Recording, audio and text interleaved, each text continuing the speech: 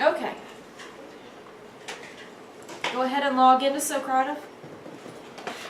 Get that up and going. We're going to talk about some basic fundamentals of security. If you've taken Security Plus, it's kind of like they took 4 chapters worth of Security Plus and shoved it into this one. So there is a lot of information in it. Yeah, Justin, we literally talked about a bunch of this stuff yesterday, so good refresher, right? Firewalls, VPNs, intrusion detection and prevention, what's the difference between the two, kinds of attacks and how we're going to defend against them. So that's what we're going to be talking about. And I promise I will try to make it as painless as possible and try to help you come up with ways along the way to remember things, okay? So, our 3 primary goals of network security, we call it the CIA triangle. We have confidentiality, integrity, and availability. So confidentiality just means you keep the data private. There are certain industries, like the health industry, like our industry, education, keeping students' information, their phone numbers, their financial information, is keeping that data private is of the utmost importance. Integrity is ensuring that that data did not get modified. When you're pulling up a student record, the phone number that's on that record is actually their phone number, and it hasn't been changed. And then availability means whenever you need that data, it's there. So it's really not any good for a system to have a lot of integrity and be really confidential, but when you need to get into a record, you can't for whatever reason. So to have all 3 of these things, that's what we want as far as network security. So one of the things that we do to ensure confidentiality is encryption. So encryption is a really fancy word for saying scrambling something to the point that you need a key to unscramble it. That's all encryption is. Encryption comes in 2 different flavors, symmetric and asymmetric. Symmetric encryption, when you think symmetry, you think of the same. Symmetric is the same key on both sides. Both the sender and the receiver of the data have the same key. So here's some examples of that. The first one is called DES. That was one of the very, very primitive, it's spelled D-E-S, one of the very primitive symmetric encryptions, developed in the 70s but very weak today. So in general with encryption, the higher the key is, the higher the number behind it, the more secure it's going to be. Then we have triple DES. So when they figured out DES was weak, they took triple DES and just did it 3 times. So this had a 56-bit key, 3 times 56 is 168. It's a pretty crappy way of doing it. Let's just do it a couple more times and it'll be secure, right? So again, not used super widely, but what we're kind of used to seeing is AES. And when we talked about wireless several chapters back, they used AES encryption in WPA2. So this is the preferred standard. You've got different bit of key versions. So in our DES, we had the 56-bit key. In our triple DES, we had 3 of those, so 168 bits. And then our AES, we could have 128, 192, or 256 bits, depending. So that's our 3 big kinds of symmetric encryption. The way I always remember those, they all have an S in them. It's silly, but it works, right?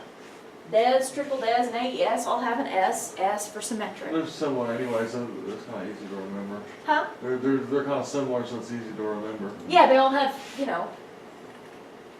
3 letters, except for one that has a number, but it's triple, so that so that key that we're speaking of in the different bits for the key is the piece of information that determines what that encrypted text is.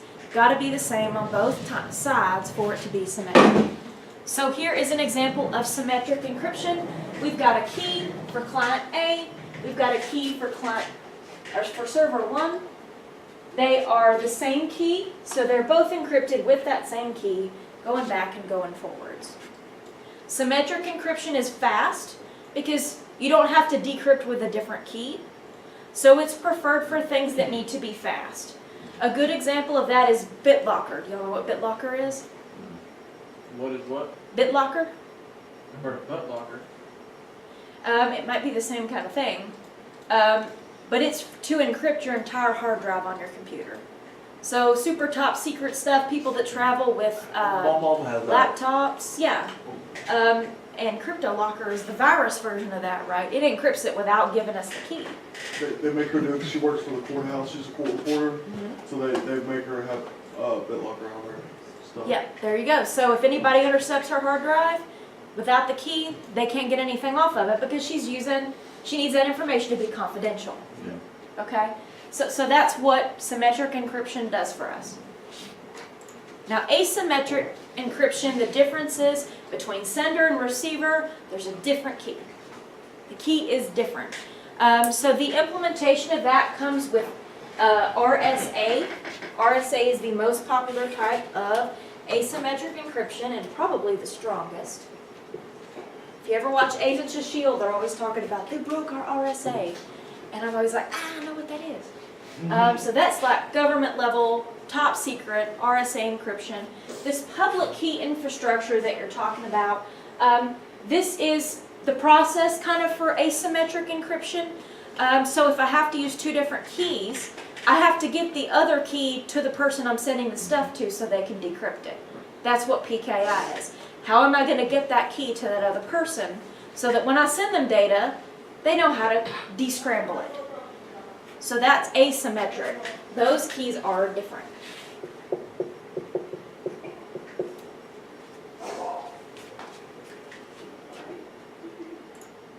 So here's an example of asymmetric encryption. So the public key is public, which means it can be given out to anyone.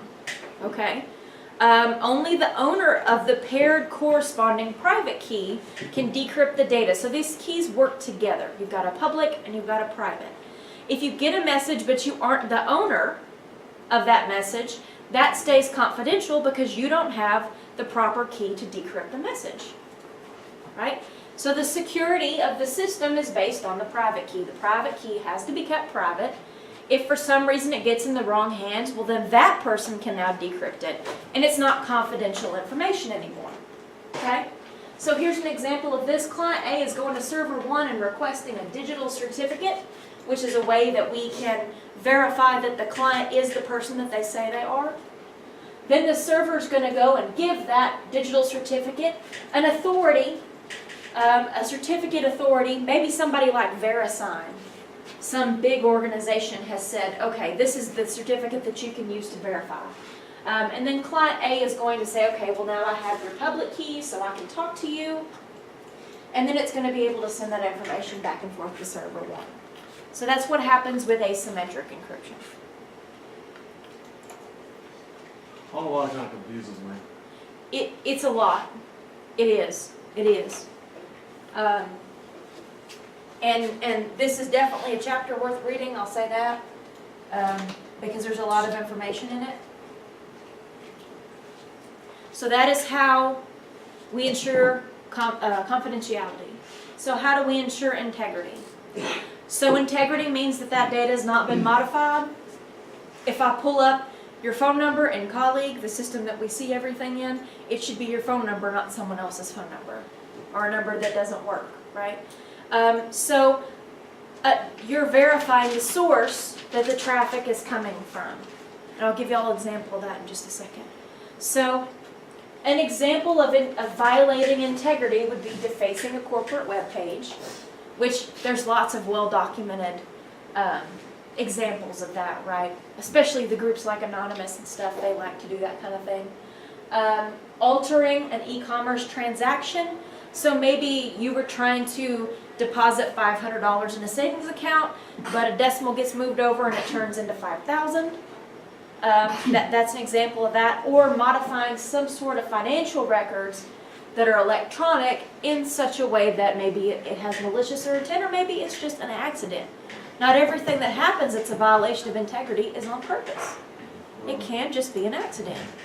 So the way that we keep this from happening is through hashing. So hashing is the sender runs a string of data through an algorithm.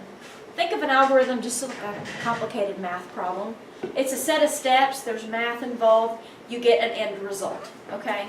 So the result of that math problem is a hash or a hash digest. And the data and the hash are sent to the recipient. And then the recipient will run that same algorithm and say, does this hash match the one that they said it should be? And if it does, well then you know that nothing got changed in transit. So let me show y'all an example of that. So a good example of that, if y'all have ever used off-crack, if you're in my Security Plus course, you sure have. I've only taken regular security. Well, you just wait. Oh. Okay, I can't wait. Well, you have to. So one of the things that you can do is you can download a program. I use one called Compute Hash. It is worth mentioning that there's hashing stuff within Windows, but it's all command line, and I don't like e-typing if I don't have to. I want to click, so that's just my personality. Some people are crazy good typers. But in this case, I've downloaded the installer for Offcrack. Offcrack is a password cracker, okay, and a really easy one to use. So if you look here at each one of these are 3 different downloads, and I've got here an MD5 sum. So it's using MD5 hashing. That's the algorithm that they've used. So they're telling me, when you download this file on our web server, this is the hash that was run. This is what I'm comparing to. So I downloaded this little cheap program, kind of called Compute Hash.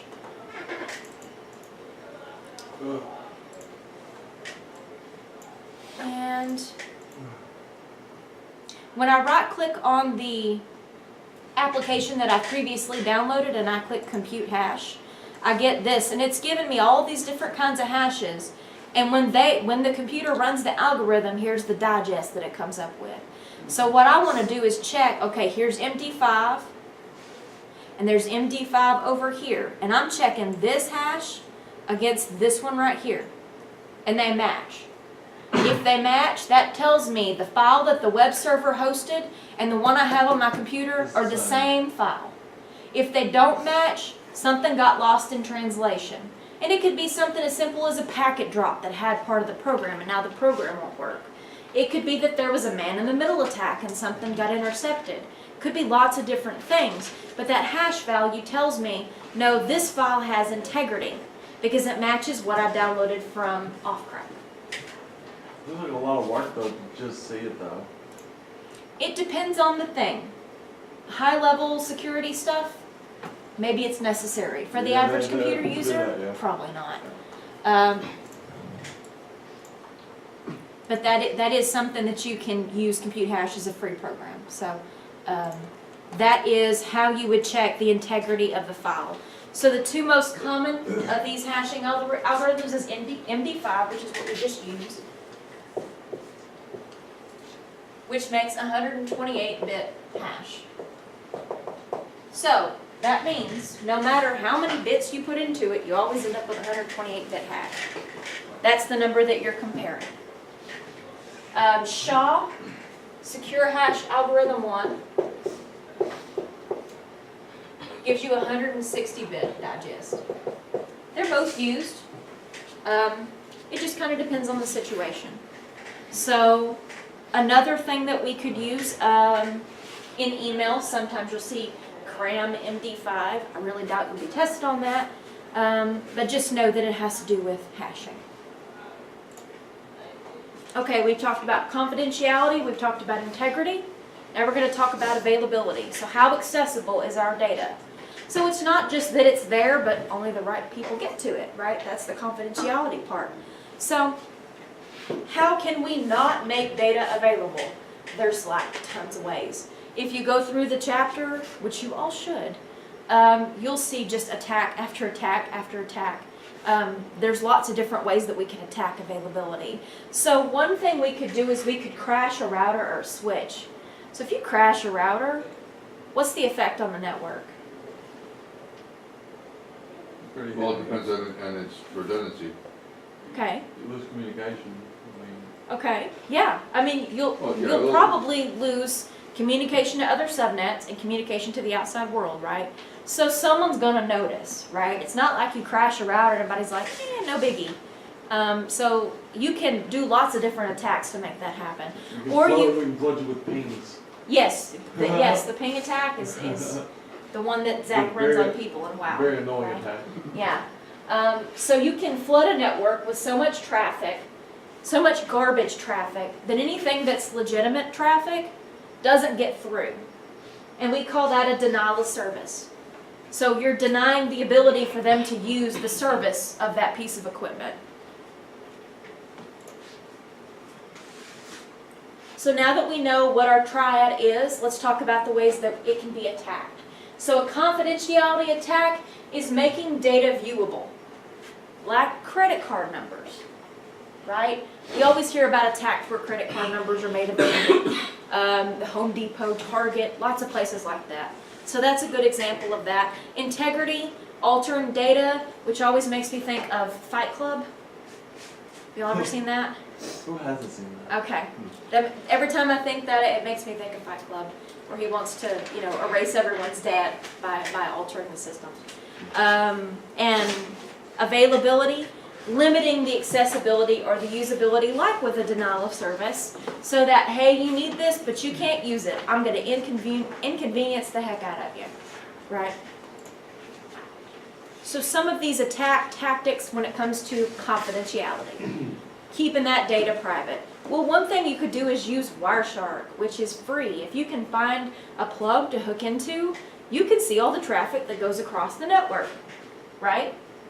In just about anywhere. So how do we keep that from happening?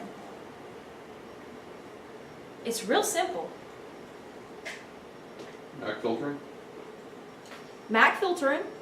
That's even more advanced than what I'm thinking. But yeah, that would work. Don't have plugs out where people can plug into them. Right? Or MAC filtering. That's another good way of doing it. Or if that plug's not in use, disable it. Right? Disable that port on the Some people get- switch. It's unused ports, some people get in, so. Exactly. Things that aren't properly documented and people are not taking care of covering the things that need to be covered, right? So that's one way we can do that.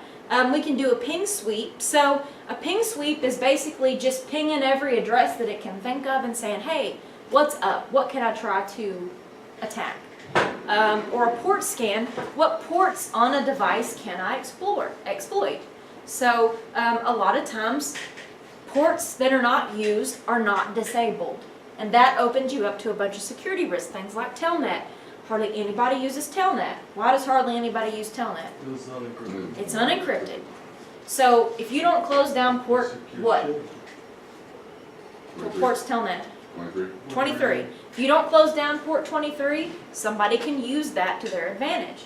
So we have to be cognizant of those kind of things. Dumpster diving, you're supposed to be shredding things that have private information on them. And if not, people go jump in dumpsters and find all kinds of stuff. That can be as easy as letterhead too, like to figure out like who's who in an office building, like what their positions are, and then you use social engineering to get passwords Absolutely. and everything like that. So just like anything like. It'd be pretty easy. What's that? Yeah. It'd be pretty easy. Yeah, it's really easy to do. Well, and you have to pay attention now to how you're shredding things, because there are some people that will repiece things together. Yeah. Specifically people who are on, how do I put this? Mind-altering substances. That's PC enough. The political operators do that too. Political operators, like let's say I'm a Republican and there's a Democrat building across the street and they're shredding all their stuff. I'll get whatever they're shredding and I'll spend hours putting that stuff together, figure out what they're talking about. Right. Yeah, Try to get some sort of advantage on them. You're like corporate espionage, obviously, and the industrial and the national espionage. Yeah. They have cross-cut shredders now that when you run documents through like 6 or 8 pages at a time, it comes out like dust. Yes. Really, really good stuff. Yes. So you can't just shred strips of paper anymore, No. because you can just put it back Just together. burn it. Bad for the environment, but I understand where you're going with it. Were you gonna say something, The Justin? movie Hackers. I have not seen that yet, but apparently there's some of that in there. Yes, the movie Hackers. Intercepting any EMI or anything over a wire. We know that there's, you know, coax, you can tap into the wire. Anything copper, you can tap into the wire and be able to get information. Even a telephone system, you could tap into that and hear conversations. Now, I have a question about the wireless interception. Mhm. Now, when I was in the military, we had a brief on how unsecure the wireless transmissions were. And one of the guys that taught the class, and he didn't tell us how to do it, and that's my next question. What he did was he went to Radio Shack and came back with a receipt for like $7 and a Pringles can, and he was able to crack the. Now that I'm thinking that's a unidirectional antenna, right? And what else? What other components did he purchase? How did he do that? I've seen those made before. It's like a block of wood and Yeah, right. like a paper clip and a nail, and you route around and make a circuit. And it's wire, right? Yeah. And it's wire on the outside of the Pringles can, and it's a directional antenna, and it evidently is phenomenally efficient. Yes. So how did he do that? If you go to the website Instructables, there's a step-by-step on how to do it. You have to cut the Pringles can in a certain The way. easiest way is to get a USB dongle with an external antenna, strip the antenna off, and hardwire it into that wire that you run inside the can. Yes. Awesome. Yeah, you can do those for $10. Nice fun things to do. I know. Only use your my powers weekend for just good. Only use your powers for good. But yes, that can be done. So how do we combat that? Wireless transmissions. Magic. Magic? You can lower the power level. Yes, decrease the power level, the access point so it doesn't bleed out. A Faraday cage, Mhm. so emanations don't go beyond that area like the server room. Exactly. That is a confidentiality attack too, right? And then social engineering. We'll talk more about this in our final chapter, but asking an employee for login credentials, saying you're the IT department, that works all the time. Because people in general want to be helpful and they don't want to get in trouble. So a lot of times they'll go, oh, you know, I don't know my long distance code, I forgot it. I'm in a hurry. Can you give me yours? And then who knows what happens after that, right? So social engineering is very much a part of a confidentiality attack. So here's an example of a trust relationship. So if you've taken Mr. File Server class, you've probably talked about this, or the Waco version. So this is a web server and a database server that have a mutual trust relationship. So the database server houses confidential customer information like credit cards. As a result, company A over here decides to protect their database server, like patching it for known vulnerabilities. They're taking really good care of it, but not so much the web server. Because this houses all the important stuff, so I'll put all my attention in this and the web server will be fine, probably, right? So the attacker is going to leverage that trust relationship between the two servers to get that credit card information anyway. So what they would end up doing, and you can kind of see the steps 1, 2, and 3 that are outlined. So step 1, the attacker is going to exploit a vulnerability in the web server and gain control of the server. So they're picking out, hey, it wasn't patched, here's a vulnerability, I'm going to attack in that way. Step 2, they're going to use that trust relationship between the two servers to obtain that credit card information. And then the final step is the attacker's going to use that stolen credit card information to make a purchase from company B under someone else's name and probably get a bunch of equipment. There's actually quite a bit of fraud that happens in that way, especially with IT equipment. People steal credit cards. They buy things like cheap, not really expensive things that are really popular, and they just buy a bunch of them and they just sell them. And Yeah, they yeah. make a killing doing it. They'll sell it eBay or something. Or Amazon, whatever. And Yeah. They just make a killing doing it. So here's my question: who's going to end up paying for this? You company A. The company, Company. right? So that is an important distinction to make. I want to keep my servers super patched and really take care of them for that reason. If that equipment gets shipped, and let's say it gets intercepted by the wrong company, that happened to me one time a couple of years ago. My grandpa wanted me to buy an iPad for grandma for Christmas. and using her credit card information, and that sucker got lost because it's in an Apple box, right? Everybody wants stuff in an Apple box. Wow. So it got intercepted in midway, and we barely got it. We got it like the day before Christmas because somebody intercepted that. And Ship another one. Apple's the one who has to pay to ship another one, Yep. not me. It's not my fault. So that is something to think as far as confidentiality and how it affects those different companies. Integrity attacks.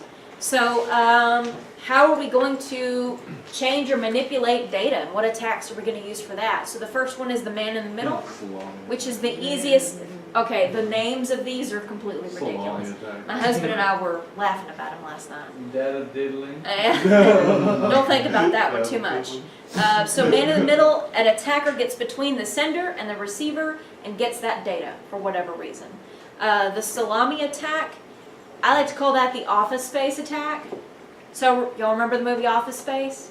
No. Oh my gosh, where are my nerds at? Yes? I Okay. So the plot of Office Space is there's a bunch of programmers in their office and they're really, really bored.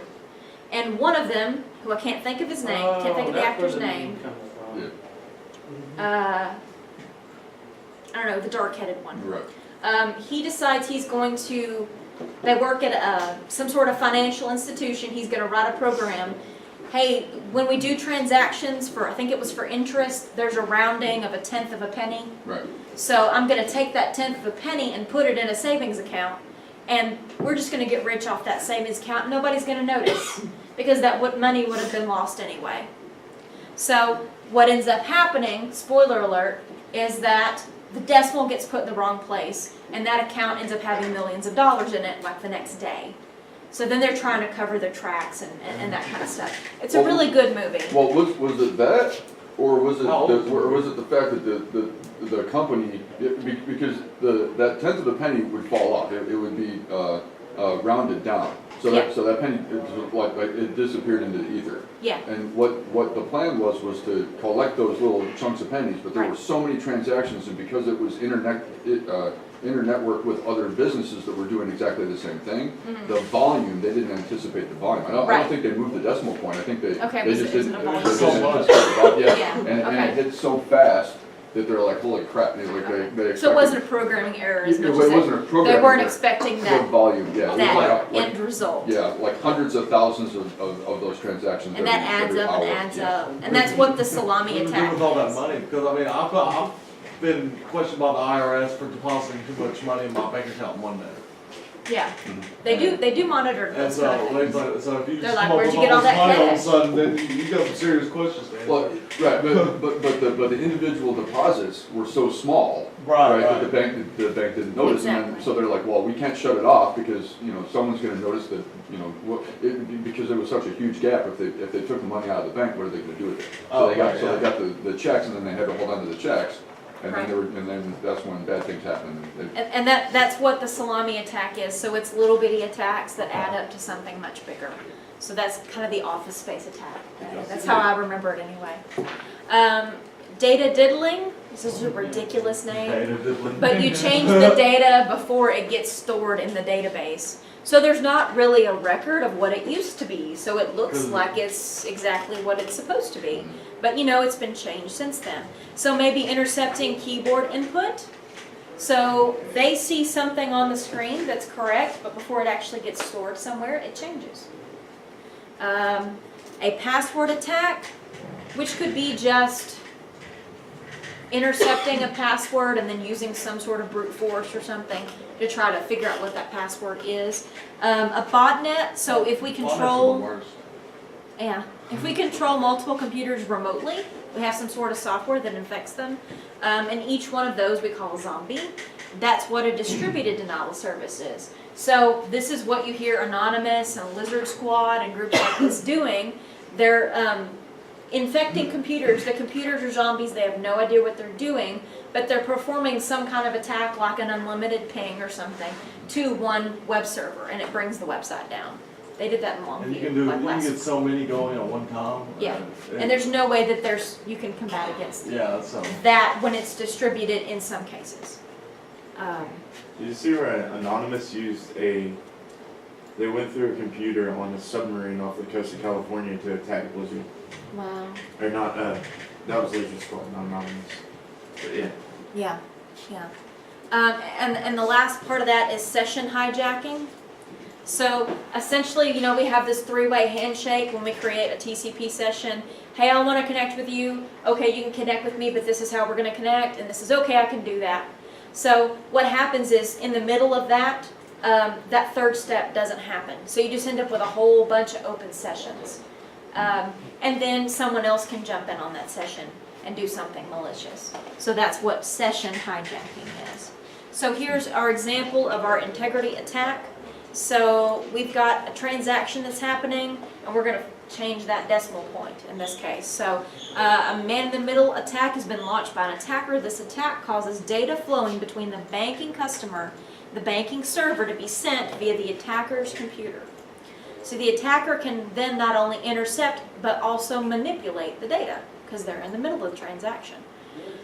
In this figure that you're seeing, the banking customer attempts to deposit $500 in the account, but the attacker intercepts it, and they end up with $5,000 in the account. So that's going to get caught at the end of the day. Like, Right. they audit all those Yeah. processes at the end of the day. It kind of seems like a silly attack, because it's going to get caught. But It's like trying to rob a gas station nowadays. They keep all the money in a little safe. You're not going to get but $100, but people still do it anyways. yeah, Well, I mean, like, there's obviously a record of the attacker's computer, right? So even if you max boot, there's a way to figure out where that session was established from. proxy server. Yeah. So I mean, you're gonna know where that came from, right? Yeah. But if they were set up with a proxy or something, Yeah, that's what it it's said. You can untraceable. proxy it and you- Yeah. And it was all Because They the set up a proxy's not proxy real. in Yeah, right. some foreign country. Okay. Yeah. Yep. And they pay money in a bit. Proxies are cheap, y'all. You can get one for like $50-$60 a year. Yeah, you can, like, we've got a server, it's a proxy server generator, and like it can generate up to 50 a week, Yeah. and it's just. You what just we use one, go to the next one, go to the next one, Yeah. go to the next one. We Cycle just through use it pretty as a easy. build. But yeah, So- it's $53. So, yeah. I think the one I've looked at before was private internet access. I think it was Yeah. $50-$60. And what's interesting about private internet access is you don't have to give your debit card. You can use Bitcoin, PayPal, Yeah. Yeah, other places' We- gift cards. yeah. That's It's what really we use. interesting. Like you can keep it just crazy anonymous. It's Yeah, kind of we have a guild interesting. PayPal, Yeah. and like we just all funnel a little money to buy proxy. So in this example, we've not only damaged the integrity of the data, but we could also compromise the confidentiality with this man-in-the-middle attack. So we kind of covered it in both spots because you could do both with it, right? Okay, availability. So again, we're making something unavailable and we're causing someone great discomfort and strife, right, in an availability attack. So the first one's the denial of service. So we might flood the target with resources so much to the point that it can't handle it. A router's a real good example of that. Routers are trying to make intelligent decisions all the time. They're analyzing source and destination. They're looking at MAC addresses. They're trying to figure all this stuff out. If we flood it with so much stuff, it's going to end up just shutting down. So also, if there's a flaw in the firmware, and you know if I send a specific kind of packet to that router, it's going to shut it down. That's real common as well. You've got two instances of availability. So you've got a fail open and a fail closed. So when something fails closed, it means it quits working altogether. When something fails open, that means that whatever rules it has set up in it are out the window. And everybody gets through and everybody can do whatever they want. You can imagine on a firewall that would be a That problem. would be horrible, yeah. It Yeah. would be horrible, right? If you could figure out a flaw in the firmware on a router and cause it to fail open and nobody noticed, that's bad. The denial of service we talked about the distributed denial of service as well. The buffer overflow, if you go back to fundamentals of information security, we talked about that. So Morris worm, very good. So the program has a dedicated allotment of memory, And when something tries to go over that allotment of memory, it might cause the system to crash. And that's exactly what the Morris worm did. So when the system crashes, it's not available anymore, right? And then ICMP, otherwise known as ping. So you can use a denial of service with ping. So we call that the ping of death. Maybe packets are malformed, they're too large. When it gets to the router doesn't know what to do with it, and it crashes. So now that router is no longer available. So there's other different parts of availability. So here's an example of that. So an attacker is spoofing an IP address. The target server never knows who or what hit them. They just get a whole bunch of ping requests, or a whole bunch of requests. And again, this is what those groups, Anonymous and Lizard Squad and stuff, do. How can we keep this from happening? They've already implemented it on our campus. It's really simple. Disable SMP. Disable them at the router level. When you think about it, you don't need ping at the router level. Right. We can limit it too. You can limit it. You can say after 5 consistent ones, shut it down. Shut it down for 5 minutes, just to keep the unlimited from happening. But yeah, I mean, that's a really good best practice, to not let things like that happen. Here's an example of a TCP SYN flood attack. This is kind of interesting. So this is a variant of a denial of service. So you're trying to initiate multiple TCP sessions by sending those SYN segments that you see at the top. So you see you've got one coming from inside. They're all private addresses. Kind of interesting. So the attack sends out these multiple SYN segments to the target with these false IP addresses that make it look like it's from inside the network, because they're private addresses, right? And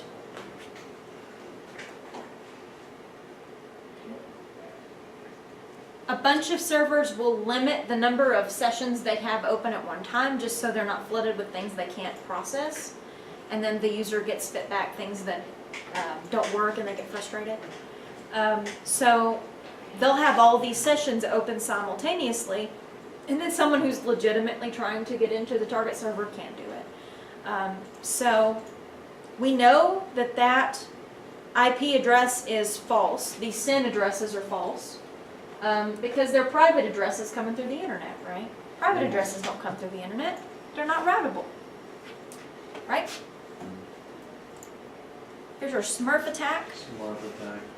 Well, Again, it's just these security names. is where all the funny names really come from. You know, there's a lot of it. There's a lot of it.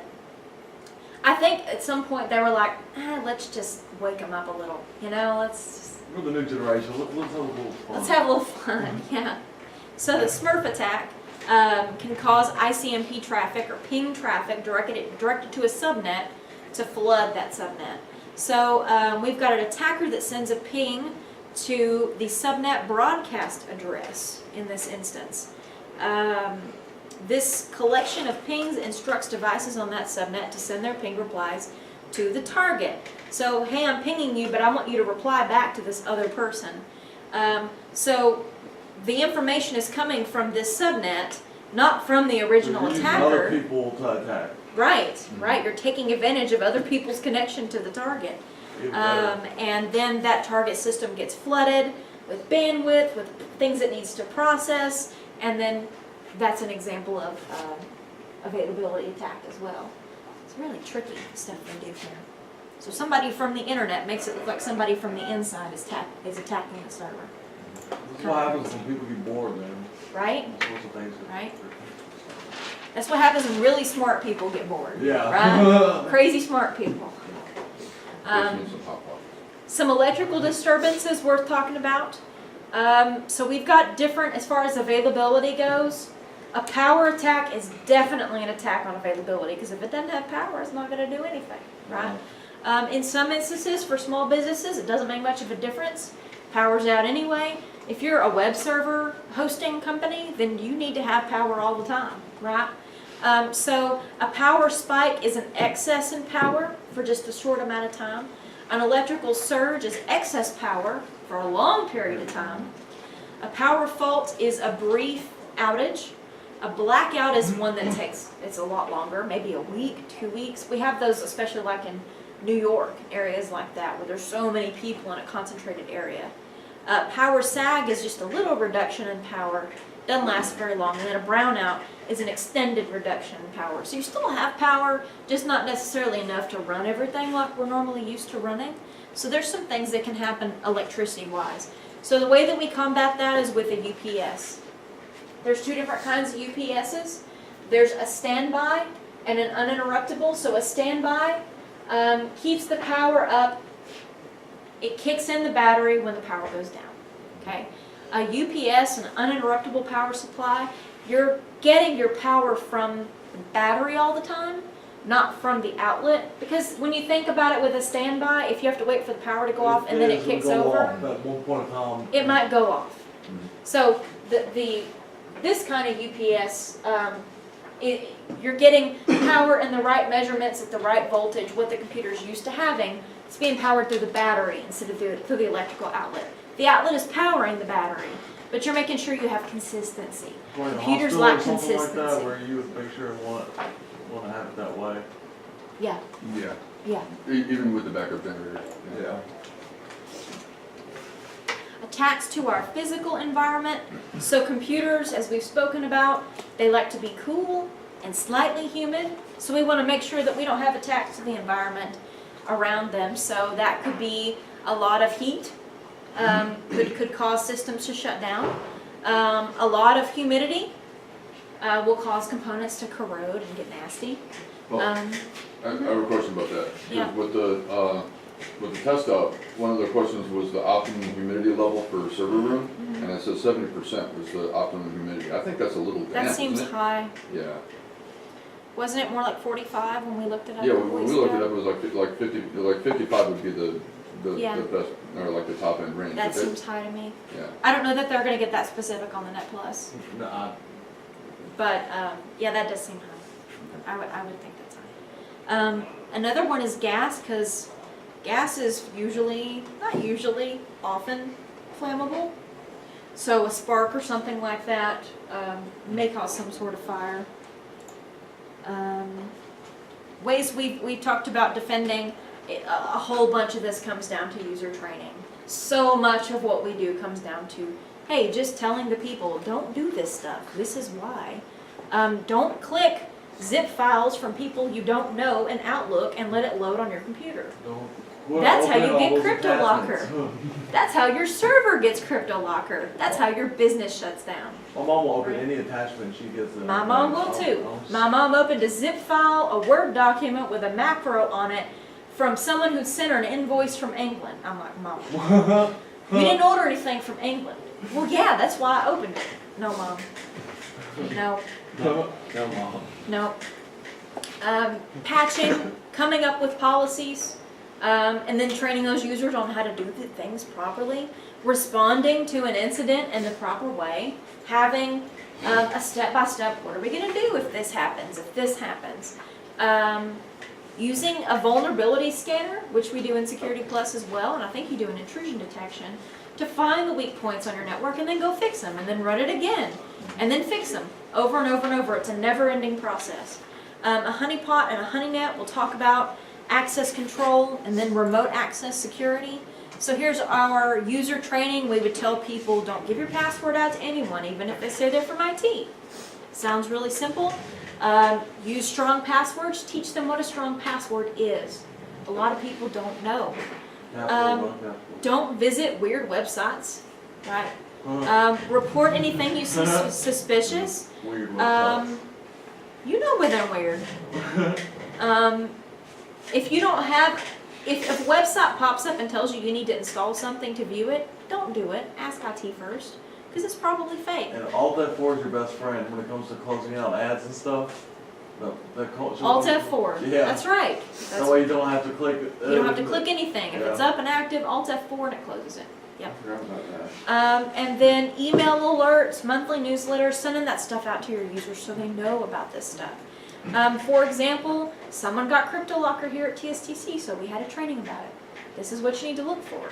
This is, and about the funny websites, if you go to Microsoft.com, but the O is a 0, and it looks like Microsoft, and you're not paying attention, you end up going to a virus site. Really? Microsoft. No, don't do it. I don't think it'll let you, actually. I think we're pretty locked down here. But a lot of times it'll look like a legitimate link, and there's one little part that's off. Maybe the T looks like a lowercase l. And if you don't see that little dash, you'll click it. And you end up somewhere you don't want to be. Sneaky, sneaky. Patching. So patching is fixing a known bug. So we know there's a problem, we're going to release a patch. People are going to apply that patch, and then that problem won't be there anymore. Install your updates. Install your updates, but test them before you do to make sure they're not going to mess anything else up. I always use the example, there was an update from Microsoft Office that caused people's keyboards to stop working. And that was a big thing there for a minute, Kind of a big deal for your keyboard to work. Kind of difficult to fix that because you need the keyboard to... Hey, I got Yeah. touch screen on my laptop, that'd be good. I use the on-screen keyboard. And that's exactly what we had to Would do. it just disable or whatever, just the keyboard? Just the keyboard. I mean, you can still use a mouse. I mean, Yeah, you'd have to use the on-screen keyboard, but yeah. shoot, You had to go that into is- Windows Update and find the update and undo it and restart the computer, and then it worked. I want on Windows 10, you can't disable updates. No. And then it And doesn't that work, really- that and you really have to- Eventually, we will not be Keyboard able for to your to avoid the update that brings you to Windows 10. Y'all know that, right? Yeah. Yeah. Turn off the automatic update. But you can do it once you have Windows 10, and I hate that. Because my computer takes forever to do updates. It seems like every time I open the dang thing, it's doing some type of update, and I can't disable it now. Right. With Windows 10, that Yeah. pisses me They're off. really hardcore on those now. Security policies, acceptable use. Hey, here's what you can do with company computers, and it doesn't include torrenting episodes of The Walking Dead, right? Aww. Aw. So, what is the employee's obligation to keeping themselves safe? What are they liable for if they mess up? If they get cryptolockered and it affects the server, that's bad, right? They need to understand that their actions can cause There are really big consequences to implications what for you do. other people, right? They really don't know. What are the solutions for these kinds of things? Okay, well, we're going to block all zip attachments. Okay, so that's implementing a policy. And then ongoing security monitoring and adapting to our situations. So incident response, you need 3 things to identify someone who could be prosecuted for an incident. You need motive. So why would someone commit the act? A lot of times it's a disgruntled employee. It happens. Or someone who's just got it in for you. Means, how did they get around the security that we already had in place? Maybe we didn't have the proper security in place, and that's the problem. Maybe they just got smarter than us temporarily, right? And they got around it. And then the opportunity, was the attacker available, or did they have an alibi? With computing crimes, it's really difficult to prove such things, right? Wow. So we might use computer forensics to figure these kinds of things out. What we call e-discovery, electronic discovery. And if you take digital forensic courses, you'll go into that in great depth. Vulnerability scanners, finding the problems. Tests you can perform on a network or on a computer to show you the weaknesses so you know how to fix them. One of the examples of that is Nessus. This, for example, are all the open ports. A lot of these, they make sense why they're open. NetBIOS, are we using NetBIOS? Do we need NetBIOS to be open? Maybe not. Nmap is one that we use as well. So it's got a little bit of a command line to it, but it will show you the open ports and the addresses so that you can go back and figure out, do you need to change those or not? A honeypot is a distractor. So there's a system, it's kind of off away from the network, and it's unsecured. And so an attacker might grab onto that and start picking around and trying to find out things about your network. So you basically use it as a tool to figure out how they're going to attack you before they actually attack you. So it can be good for recon kind of purposes. Yeah. So it's like, hey, here's a Windows XP machine. It's got open ports. It is activated, but it doesn't have all of its Windows updates because it's Windows XP. So play with that for a while. They'll start checking out the system, and then we go, okay, well, these are the tools they're using to check Pretty out the sweet. system. Well, I'm gonna figure out how you're gonna do it first. And Right, then let I'll me figure fix out, it. exactly, and then I'll fix the ways that you're gonna try to attack me. On the real ones. It's so, really, yeah. it's smart, really. Yeah. And a honey net is just more than one of them that are kind of networked together. So we study how those attackers are gonna conduct their attacks so that we can thwart the attacks before they actually happen. It's pretty smart. Yep.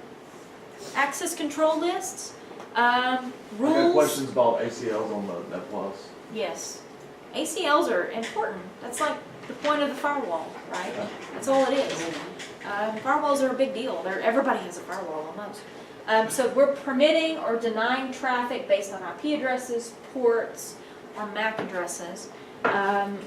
So access control lists are that group of rules. So here's an example the book gives that's a neat example. Okay, so here you've got 2 rules, and they're wanting you to interpret these rules. Okay, so we've got permit any TCP connection from this destination address for www or HTTP.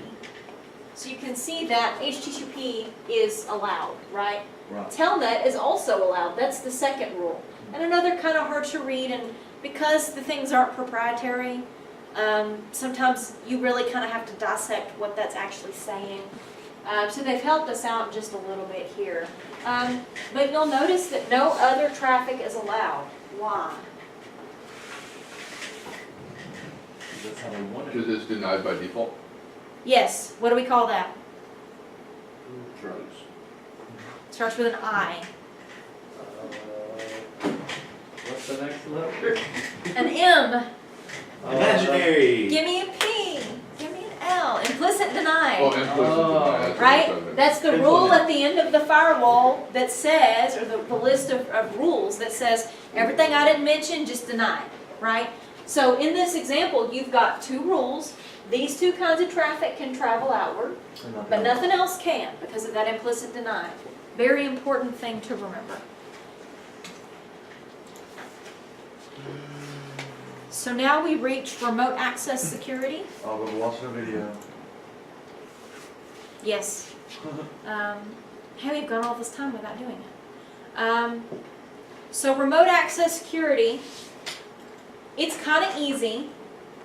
If you're plugged into something, you can get into it unless there's rules around it, right?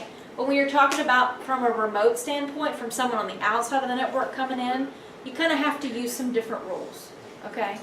So this is my quick and dirty what will get you through the test chart. I can tell you I had like 10 or 12 questions about this on the exam. It was a good thing that I had studied it a lot because I didn't know anything about it. So coming in, this is what got me through test questions. I kind of made up that chart. So I've got a couple of videos about that. And then how about after these, how about we continue lecture on Thursday? Okay. We'll finish this out because this is a ton of stuff. And I have to leave pretty soon. I think my girlfriend will. I gotta take my girlfriend to work. Okay. And I've got to meet with somebody at 11. Y'all can stay in here and work, that's fine. But how about we continue on Thursday? Sounds good. Just break it up a little bit. There's not much to the rest of it. Cause I had to leave about 11 anyway, so that works out perfect. If you've worked in a number of enterprise environments, then you're probably familiar with the term Kerberos. Kerberos is a network authentication protocol. It's one where you can authenticate one with the system, and then you're trusted by everything that's in that entire infrastructure. The idea is that you're being able to authenticate with a central server and then also authenticate with everything else. But not only are you authenticating yourself to the server, you can also be assured that you are talking directly to the server. So there's mutual authentication here. What that does is help anybody who might be in the middle of this conversation who wants to inject particular pieces of information, or maybe they'd like to replay this information later on, they would not be able to do that. This is a standard that was created back in the 1980s, so it's been around for quite some time. It was created at MIT, and And there is an RFC for this, RFC 4120, that gives a lot of details about the Kerberos standard. Microsoft started using Kerberos with Windows 2000, and they used Kerberos 5.0, which is an open standard. This makes it very easy also for other operating systems to be able to authenticate into these same Kerberos-based environments. So even if you have Linux or you have Mac OS X, it doesn't matter. Everybody ideally can talk back to this central Kerberos system and be able to authenticate onto the network. Kerberos, or Cerberus, is a mythological creature. This is the three-headed dog of the underworld. Its job was to keep people from escaping across the river Styx, and a three-headed dog would certainly do that for me. But it had three heads for a reason. There's a reason we call this Kerberos, and that's because there are three components to this. One is that you have a key distribution center. You'll often see this referred to as a KDC. This is something that is vouching for the user's identity. We're providing username, password, and other authentication information, and we're getting tickets that we can use later on. We're going to go through that process. This runs either on TCP port 88, most commonly. You could see it on UDP port 88 as well. The second head of the three-headed dog is the authentication service, which does exactly that. It authenticates us and provides us access to the network. And the last head is the ticket granting service that provides us with tickets. In Kerberos, tickets is a pretty important thing. You're given tickets that will gain you access to resources on the network. Before you can gain access to resources, you first have to authenticate yourself with the key distribution center. This is the authentication service that's going to provide us with everything we need to gain access to other resources. And this is a two-step process. We'll start down here with our device, our client, our principal, we call it, and it's going to talk directly to the key distribution center up here. There's an application server down here that we would like to access, but we're not able to do that yet until we complete this authentication process. So we're going to send a logon request from our device to the key distribution center. And we're going to send this encrypted with the date and time on the local computer, and we're going to use our password hash as the key. Now, we don't send the hash to the key distribution center. This authentication service that's up here already has our password, so it knows what it should be expecting to use as that key, and the next process it's going to take advantage of that. But it's important to know that this entire process is encrypted and it's very, very secure. When the key distribution center receives this encrypted package, that's the authentication request, it decrypts it with what it knows to be the client's password hash, has a look at it, and it makes sure that the time frame that was encrypted in there is somewhere within a 5-minute period. So this is very time sensitive. Inside of that, it checks and makes sure, and if that's all legitimate, it sends back what is called a ticket granting ticket. Sort of an odd name. It's a ticket that's going to allow you to get other tickets. So pretty important ticket. In that ticket, it's going to have a client name, an IP address, some timestamp information, and a validity period, so that this is only going to be good for a certain amount of time. After that, you'll have to re-authenticate to the network. This is also encrypted. You can see there's a key associated with this. It is encrypted with a secret key for the key distribution center, which means the client here is not going to be able to decrypt this. This is pretty important because we want to be sure if we're going to authenticate to a third party that our authentication is going to be trusted. And if we know the key distribution center is the thing that has the private key, and that's the only thing that has that private key, we can be assured that that particular piece of information is going to be well protected when we present it to our application server. Another piece of information that we get when we authenticate to the key distribution center is a ticket granting service session key. And this is used to encrypt the communication between our ticket granting service that's up here and our client. And we're going to use that session service key again. That will be very useful. Again, every part of this process is encrypted. And in this way, we can be assured that nobody's able to look into what's going on, nobody's able to break open some packets and see information that we may be authenticating, usernames, password, or anything else that might be in here. It's interesting to note that that particular session key is encrypted with the user's password hash. So we will be able to decrypt that and look inside of it and see all of the details inside of that piece. So notice that we're getting private keys from one place, private keys from another place. There's a lot of distribution here. It's a very complex process to make this happen. Fortunately, when you're authenticating onto the network, you just put in a username and password. You have no idea this complex encryption process is going on behind the scenes. Now that I have been authenticated, I would like to be able to communicate and use some resources on the network. Specifically, it'd be great if I could use this application server down here. But I've never spoken to the application server. The application server itself is not communicated to the ticket granting service. It has no idea that I'm on the network. What I have to do is get a ticket from the ticket granting service that's going to provide me with access to that application server. The first step we'll do is from our client workstation, I've got that encrypted ticket granting ticket, and I'm going to attach to that the name of the service that I'd like, and I'm going to send that to the ticket granting service. And I'm going to also send a time-stamped client ID that I'm encrypted with my session key. Again, we've got all this encryption that's taking place, and the ticket granting service can certainly decrypt its own ticket, and since it knows the hash that I'm using as my password, it can also decrypt the TGS session key as well. If this set of information that we've provided to our ticket granting service looks good, then we're going to get a couple of things back from the ticket granting service. The first one is a service session key that we'll be able to use with the application server. This is a key and information that is encrypted with the session key that we know about. So we'll be able to look at that information once we receive it off of the network. We're also going to get a ticket, and this particular ticket is one that is going to have user information and session information key, and it's going to be encrypted with a private key from the application server's secret key. So this is a secret key that only the key distribution server and the application server know about. I don't have any access to that private key, so therefore I'm not going to be able to decrypt that information and see what's inside of it. It's going to be protected, and in our next step we're going to provide that to our application server, and that's why it's so important that that information stay absolutely private.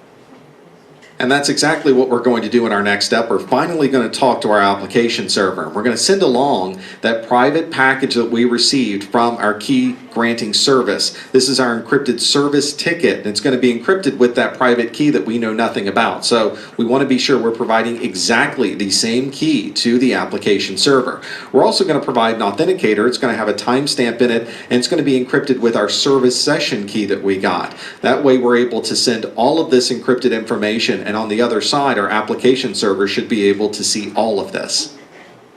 Our application server is going to look at this service ticket that was provided to us that was encrypted, and we couldn't look inside of it, so it's now finally going to decrypt it with its private key and make sure the information in there looks okay. It's also going to look at the authenticator we sent it, make sure that the session key that we had with our passwords on it matches what the application server would be expecting with that. There's also an optional process. The application server may send a timestamp back to the client encrypted with that service session key. And because we're sending that information back now, we are really checking to see if there's a man in the middle. We want to prevent anybody from sitting in the middle and looking at this information. We also want to be sure that nobody can replay this information later to try to gain access to these resources. After exchanging all of this encrypted information with our key granting service, we are now talking directly to the application server. The application server says that information checks out, then you now have access to those resources. This Kerberos process takes place anytime we need to gain access to the network and authenticate for the first time, and every time that we need access to yet another resource. So if you go into, for instance, your Microsoft Windows Active Directory infrastructure, you look in the security logs, you'll see a lot of session information where people are authenticating into the Kerberos system, and you'll see every time someone gains access to any of those resources. This Kerberos technology allows us to be able to authenticate and provide access regardless of where you might be on the network, or really even any type of operating system that you might be using. Okay, so that process is obviously very extensive and very detailed. Yeah. How long does it take for that to actually happen? Minutes, maybe. Minutes. Very, very little time. Very little time. So you can kind of start to, and I think what I'm going to do is I'm going to stop there, and we'll hit this slide on Thursday, just because, oh my gosh, that video. Yeah. But this is all the more reason to study this chart so that you can understand the differences. So on the Net Plus, they might ask you, what remote access security protocol uses port 88? What remote access security protocol uses tickets to authenticate? Or maybe an example, we'll get to TACAX Plus later on, but it'll say, you know, you're a security administrator in a Cisco environment and you need to implement a remote access security protocol. Which of the following would you use? Well, you'd have to use TACAX Plus because it's the only one that works in a Cisco environment. So studying this chart and the differences between them is going to get you really far as answering questions. So don't worry about understanding the entire Kerberos process. We'll talk more about that in other classes. But that's what you need to know for the purposes of Net Plus in my experience. Okay? That's crazy to talk. Oh, so much stuff. No, man. This is why we need cybersecurity people, right? And Josh was telling me that Security Plus is pretty rough too, with all the different acronyms and all. Oh, the it's stuff, you know. terrible. Josh said it's pretty rough. It's- Yeah, it is. There's a lot to know. So I'm going to stop here, let y'all work for a little bit, and let your brains calm down a little bit.